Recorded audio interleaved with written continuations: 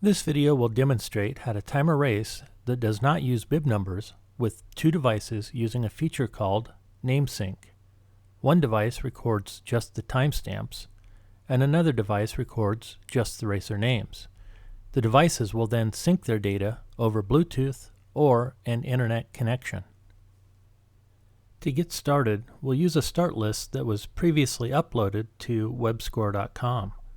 You can also create a start list directly on the device.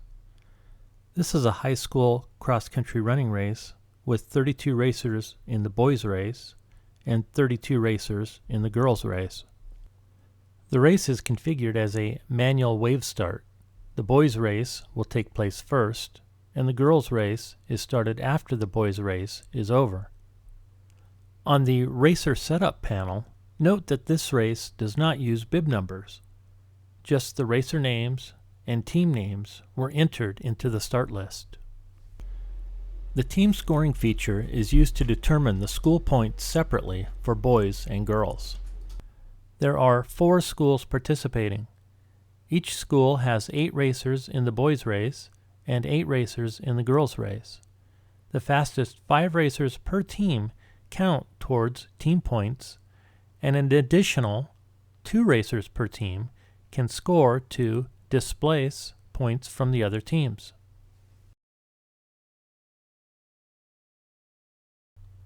On the race start panel, note that the timestamp device is set to operate in the normal timing mode. Later, when we configure the name recording device, it will be set to operate in the name sync timing mode. The timestamp device records the timestamps only and will sync names with the name recording device. In this example, the sync is done using an internet connection from each device. The name recording device will send the names to Webscorer.com, and the timestamp device will receive the names from Webscorer.com. Next, we will share the start list with the name recording device via Bluetooth. Tap the Post Start List toolbar button, and then tap Share via Bluetooth to initiate the transfer. On the name recording device, tap Time Erase, download Start List via Bluetooth. On the timestamp device, tapping the device name that appears in the list will begin the transfer. On the name recording device, once the transfer is complete, we can navigate to the Race Start panel. The only change required is to set the timing mode. Since the name recording device is used for recording the names, it will operate in the Name Sync timing mode. Note that there are 2 options. You could record the names at the end of the finish chute in the order of finish, or, as in this example, we will show how to record the names in any order using the sequence numbers that the racers are handed as they finish. The setup is now complete. When the race is ready to start, we will start the race clocks together.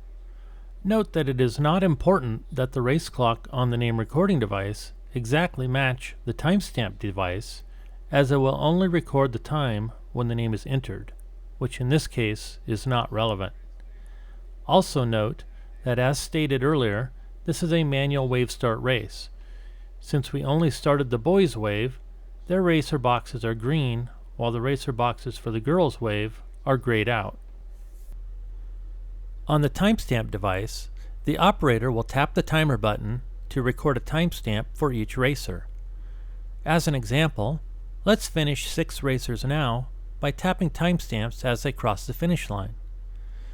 Notice that when there's a timestamp without a racer assigned, a Receive Names button will appear on the toolbar.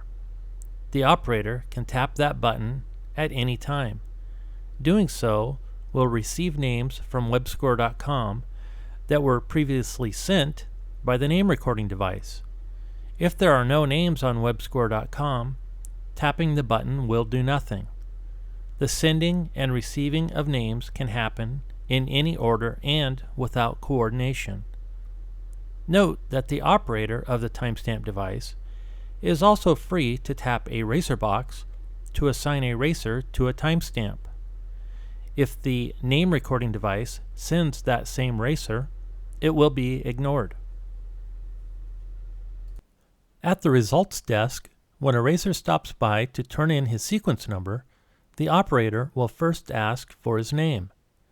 The operator will look for the name on the list, tap the name, and then ask the racer for the sequence number he was given at the finish and enter it into the app.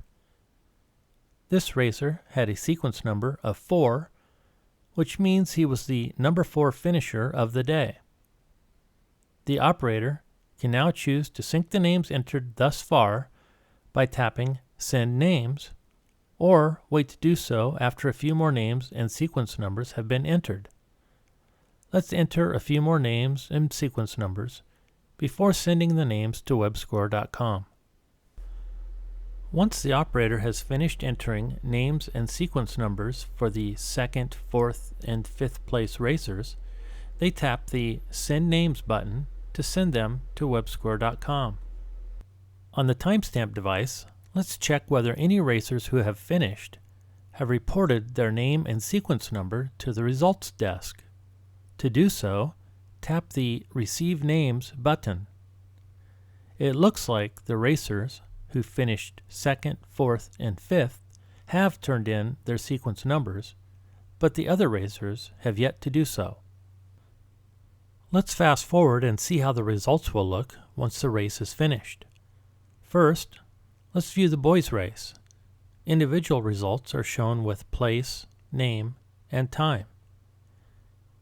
Team scores are shown as totals per school, as well as a list of racers who contributed to the team totals, along with the points that they earned. The boys' race was won by Whatcom School with 44 points. The girls' results are shown in a similar fashion. The Fairhaven School ended up taking top honors for the girls' team event. Note that if the device recording timestamps has an internet connection enabled, the results can be posted live to Webscorer.com, so parents at home could be watching the race as it happens, and the scoring gets updated live on their own computers or smartphones. This concludes the video showing how to time a race with 2 devices and no bib numbers.